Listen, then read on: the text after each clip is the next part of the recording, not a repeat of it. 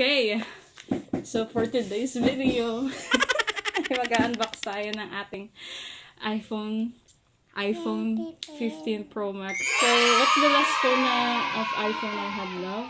iPhone 6 Plus. From 6 Plus to 15. And thank you to my sugar daddy. Just kidding. Love you, love. Thank you. Mag-unbox na tayo.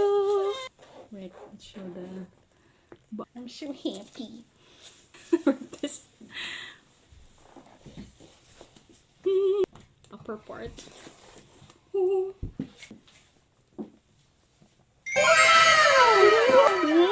Ganda na! Wow! I have to be careful because they said that it's can get easily break the back or bent, yeah. So yeah, I got the white titanium. So yeah. Wow. So teka lang. Ano muna ang nasa box, love? What's in the box? Only a cable, that's it. Yeah, cable. Yun lang, wala siyang box. What's this? Some manuals and pin, how do you call that? Yeah, sticker. So yeah, that's it. That's the only thing that's inside the box. The cable and the phone. Ayan!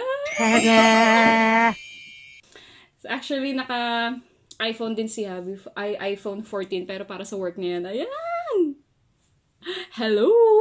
Set ko lang. Isa-set up ko lang. Pause muna natin yung setup. Dito muna tayo sa binili ni Habi na charger box. Kaya bumili na siya. Adapter. Yeah, adapter. Kasi nga wala siyang kasama. Oh, for this. Yan. Ano na siya? Type-C, love, no? Yeah. Both Type-C. I forgot to mention na Type-C na rin pala tong iPhone 15 Pro Max. Bumili na rin si Habi ng ito yung para sa screen. So then, meron na rin akong jelly case. Yan, binili ni Habi yung clear lang para kita pa rin yung yung ganda ng iPhone. What? So, yun lang. Ilalagay ko na muna siya dyan. Pero ilalagay ko muna yung SIM card and everything. So, yun. See you later!